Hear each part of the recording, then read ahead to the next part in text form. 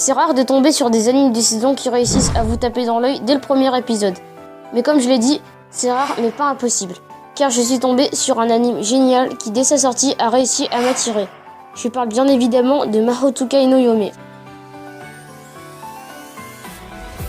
Alors Mahoutsukai no Yome est un anime japonais réalisé par Norihiro Naganuma, licencié en France chez Crunchyroll par les studios d'animation Wise Studio et a été diffusé pour la première fois le 7 octobre 2017.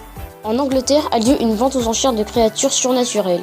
Shizé, une personne normale au premier abord, mais qui est en réalité une slave, pour ça vous comprendrez en regardant l'anime, va se faire vendre et acheter par Elias, un magicien extrêmement puissant qui compte faire d'elle sa disciple, mais qui compte aussi la prendre pour épouse.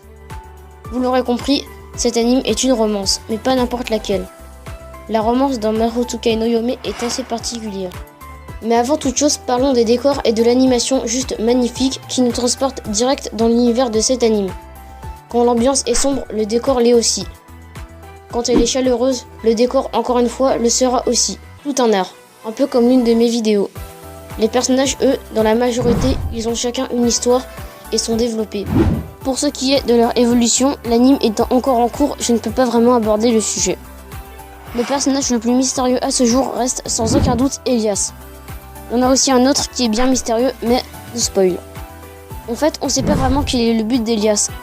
Il fait que résoudre les enquêtes que lui confie l'église. Enfin, pour l'instant. Espérons que cela change dans les épisodes à venir. Du côté de Shizé, elle non plus n'a pas vraiment de but, hors du fait de vouloir rester aux côtés d'Elias.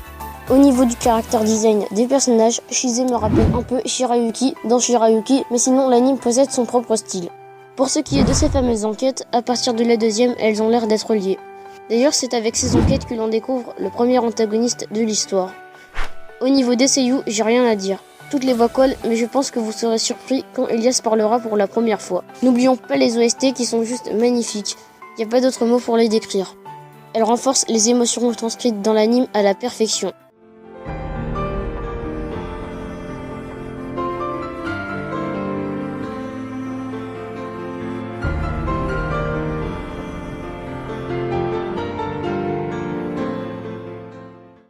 Pour ce qui est de l'opening, il vous rentre dans la tête et il vous est plus possible de commencer un épisode sans l'écouter.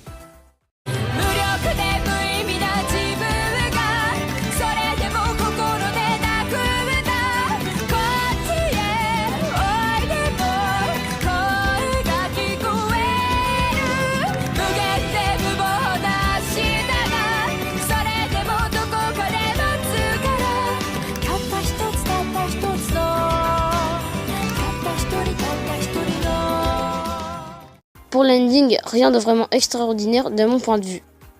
Parlons maintenant de la relation entre Shizé et Elias.